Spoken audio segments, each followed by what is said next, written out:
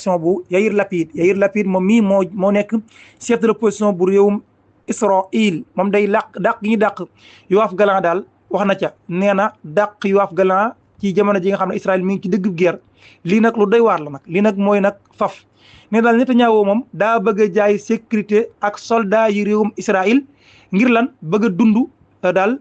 politiquement moom pour dund politiquement moo tax mu def lii xam nga waxoon naa ne Netanyahu moom li tax mu guerre bii jeex moom lu koy xalaat di ko def maa ngi njott sama njottu bopp bopp ne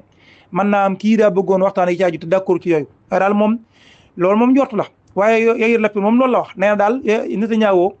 moom ngir def di dund politiquement jaral na ko jaay sécurité Israël itam jaay sécurité bu armée bu réewum Israël pour la première fois en 6 mois maanaam ci lu njëkk ci juróom benn weer yi am faay bu mag a mag am ci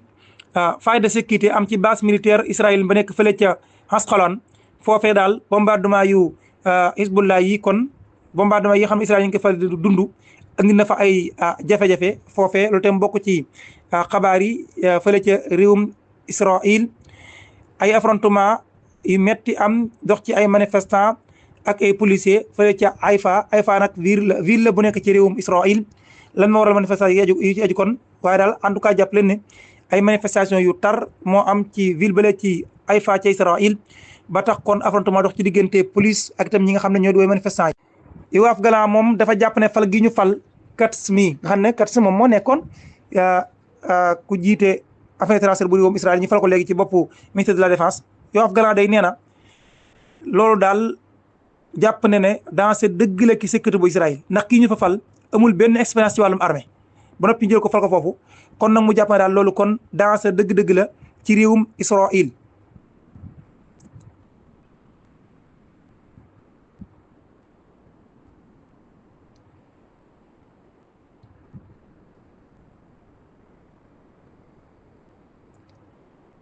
maa ngi jégalu ci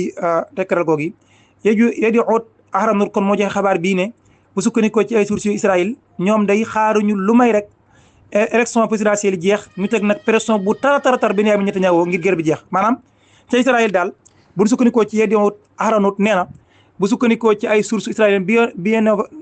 bien informé ne daal ñoom li ñuy xaar rek mooy élection présidentielle yi ci Amérique jeex bu ko defee Joe Biden jige fa ñu teg pression ci kaw Benyamin Netanyahu ngir nag mu dakkal guerre bi am fële lii leen la ci xabaar ma naam daanu ci dellusiwaat jeexale ci présidentielle yi am ci réewum Amérique ki nga xam ne moo di Trump day nee na élection présidentielle yi am lu jóge ci urne yi moom daal noppi na ngir nangu ko ndax daal gis na ne ba fii élection présidentielle yi moom gisul daal leen loo xam ne jàpp na kon wàllum fóote gi jëkkoon kon yu ci aju kon seetlu na ko ci ba tax daal moom nee na noppi na lu bàyyi ko ci urne yi rek mu d'accord buñ ko gañee mu d'accord su gañee itam mu xam ne kon loolu la moom moo daal di am loolu kon mi ngi ko daal xam léegi ginnaaw ba mu wootee ba noppi daal jàpp na daal ci élection yi kon gisagu ci daal leen lu ñu doon kon wàllum fóote gi ci aju ci fàttali nag moom ba ñu ko gañee woon 2020 daa lankoon ne dañoo sàcc élection yi ba juróon kan ay mbir yu bare kon amal foofee ca Amérique daal kon loolu moo kon kàddu yi kon daal di yëkkati lii kon mooy xabaar ñeel bitim réew ci guddi gi auditeurs yi moo àll bi foofu di leen dégg ci kanam wasalaam